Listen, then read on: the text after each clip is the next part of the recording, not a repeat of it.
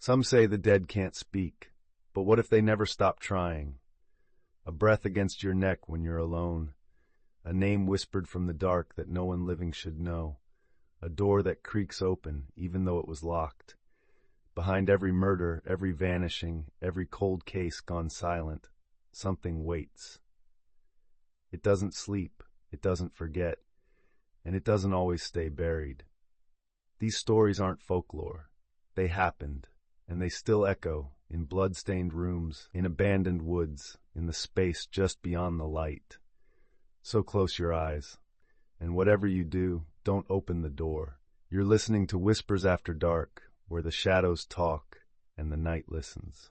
Hotels are meant to be temporary stops, but every so often, one becomes a trap. Lights flicker in empty halls, doors open to nowhere, guests vanish without a trace, and sometimes the dead ride the elevator.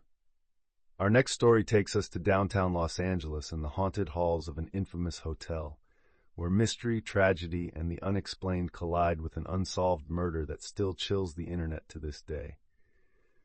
Join me for the Cecil Hotel and the death of Elisa Lam. When 21-year-old Canadian student Elisa Lam checked into the infamous Cecil Hotel in downtown Los Angeles in January of 2013, she likely didn't know she was walking into a building with a dark, violent history. The hotel, once home to serial killers like Richard Ramirez and Jack Unterweger, had long been known as a haven for the disturbed and destitute. But Elisa's disappearance and the bizarre circumstances surrounding it would turn the Cecil's reputation into legend. Elisa had been traveling alone on a solo West Coast trip, posting updates to her blog and social media, sharing quirky photos and musings. She had been diagnosed with bipolar disorder and depression, but managed her condition with medication. On January 31st, she failed to check out of the hotel. Her parents, who hadn't heard from her, alerted the authorities. The search began quietly, with police combing the hotel and surrounding area. Then, 19 days after she vanished, the hotel's guests began complaining of low water pressure and a foul taste in their tap water. Maintenance staff went to the rooftop to check the 4 large water tanks. There, floating naked and lifeless in one of the tanks, was Elisa Lam. Her clothes, similar to those seen in surveillance footage, were found nearby. The tank's lid was heavy and difficult to lift. The roof was restricted, with alarms and locked access points. No one could understand how Elisa had gotten there, or why. But what truly pushed the story into the realm of horror was the elevator footage released by LAPD. In the grainy black-and-white video, Elisa is seen entering the elevator alone. She appears confused, almost frightened. She presses multiple buttons, but the doors refuse to close. She peeks out into the hallway, jumps back, hides in the corner, then steps out, gesturing wildly, as if talking to someone unseen. Then she vanishes from view. The footage ends without resolution. Internet sleuths and true crime enthusiasts were captivated. Some believed she was being followed. Others suggested she was having a mental health episode. But even those explanations didn't account for the logistics of her death. How did she access the rooftop? Why didn't the water tank's lid stop her? Why was no alarm triggered? The autopsy ruled the death accidental, citing drowning. Her clothes weren't forcibly removed, and no alcohol or drugs were found in her system. There were no signs of trauma. And then came the stranger coincidences. Elisa Lam's case bore eerie similarities to the 2005 horror film Dark Water, where a girl is found dead in a building's rooftop tank after black water begins flowing from the faucets. Even more bizarre is a belief among conspiracy theorists that she was a victim of a TB study. This is due to a tuberculosis outbreak occurred in Skid Row near the Cecil Hotel around the time of her death. The testing kits used were named with the acronym Lam-Elisa. To this day, theories swirl. Was Elisa possessed, lured into a cult ritual, murdered and covered up? Or did her fragile mental health cause her to unknowingly seal her fate in one of the most inaccessible corners of the building? No one truly knows. But when night falls over Los Angeles and the wind howls through the alleys of Skid Row, the Cecil Hotel looms in silence, its windows watching. And some say, Elisa Lam still waits in the elevator, reaching for buttons that no longer work, trying to escape something we'll never see. Some hotels are built with bad bones, strange architecture, odd energy, stories whispered down hallways. Hotel Color, tucked away on the outskirts of Varna, Bulgaria, may be one of them. Our next story explores the strange and disturbing disappearance of a young man with his life before him. This is The Vanishing from Room 2805. It was never meant to be anything more than a cheap overnight stay for Lars Mittank, a healthy, happy 28-year-old German tourist. He and his friends had been enjoying a beachside holiday, sun, drinks, soccer rivalries. Nothing unusual, until Lars got into a scuffle at a bar. He suffered a minor ear injury and a doctor advised him not to fly. His friends returned home. Lars checked into room 2805 at Hotel Color, alone. That's where everything started to unravel. He called his mother, whispering, terrified, told her to cancel his credit cards, said men were following him, that he was in danger. But when staff checked the security cameras, no one was there. Just Lars, pacing, peeking out from behind doors, eyes darting like something unseen was watching him. One night in that hotel, and he was never the same. Lars left the hotel at sunrise and took a cab to Varna Airport. At the airport medical office, he calmly asked about flying again. Then something snapped. In an instant, he leapt to his feet and sprinted from the airport, leaving all his belongings behind. Passport, phone, wallet. Surveillance footage shows him running full speed across the terminal, through a parking lot, and into a nearby field. He disappeared into the woods, vanished. He hasn't been seen since. No one knows what happened in that room.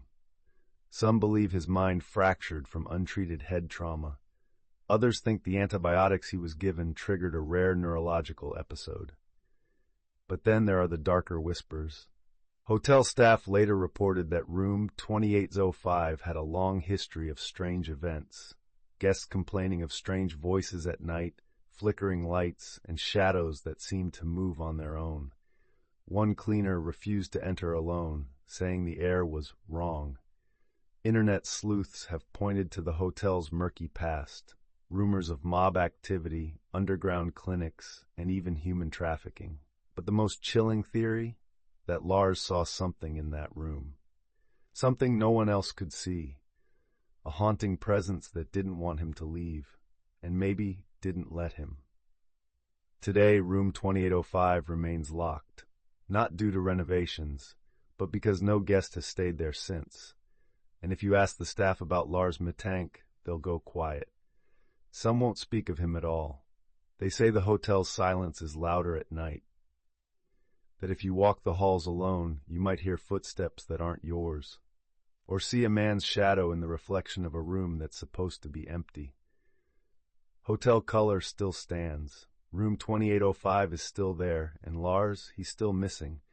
Or maybe he never really left. They say madness runs in the blood. But what if it creeps in, all at once? What if your mother, your father, your siblings all snapped overnight and dragged you into the darkness with them? No violence, no warning, just a slow unraveling, paranoia, fear, and the need to run from something no one else can see. Our last story is about madness that took a family without warning. This is the disappearance of the Tromp family. They lived in a quiet house on a quiet street, nestled in the rolling farmlands of Victoria, Australia. The Tromps weren't the kind of family that made headlines. Hardworking, private, normal. Mark and Jacoba Tromp ran a successful berry farm. Their adult children, Rihanna, Mitchell, and Ella, still lived with them. No signs of dysfunction, no financial stress, no history of mental illness. They were the kind of family you wouldn't look at twice, until they vanished. It was Monday, August 29th, 2016, when the Tromps climbed into their silver Peugeot SUV and drove away from everything. Phones, passports, credit cards, all left behind. No goodbye, No plan, just gone. Whatever they thought was chasing them, they wanted no digital trail. It started as a family road trip, 5 people in one car heading north toward New South Wales. But it wasn't a vacation, and it wasn't long before things started to unravel. By the second day, Mitchell, the middle child and only son, had had enough.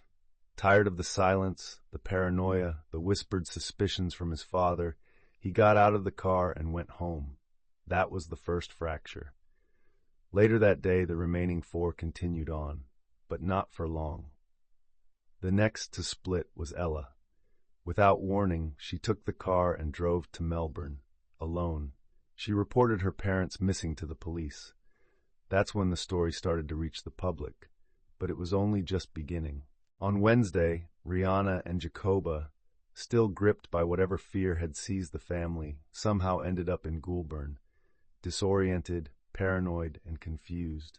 They boarded a truck, hoping to escape whatever was following them.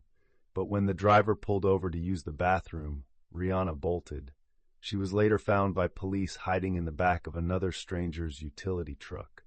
She wouldn't or couldn't explain why. Jacoba was hospitalized soon after, incoherent and terrified.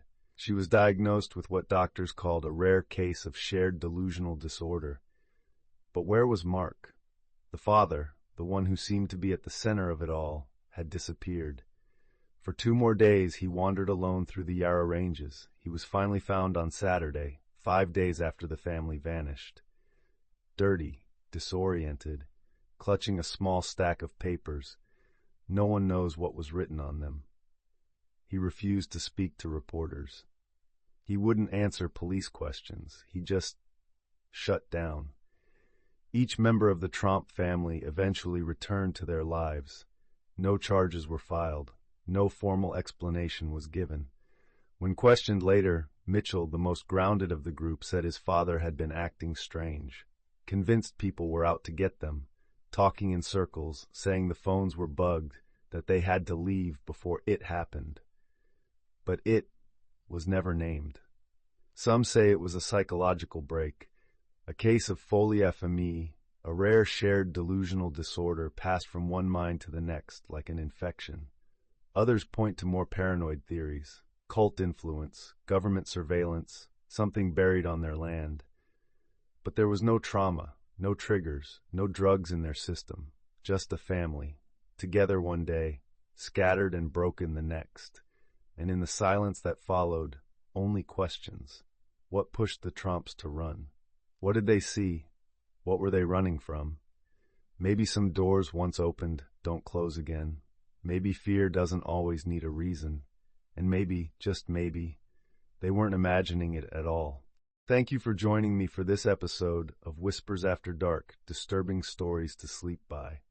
If these stories sent a chill down your spine, comment below. Tell us about a story you would like to hear, and check out the other chilling videos in our channel. Make sure to subscribe, like, and tap the notification bell so you never miss what waits in the shadows. Until then, stay curious, stay cautious, and beware of the whispers after dark.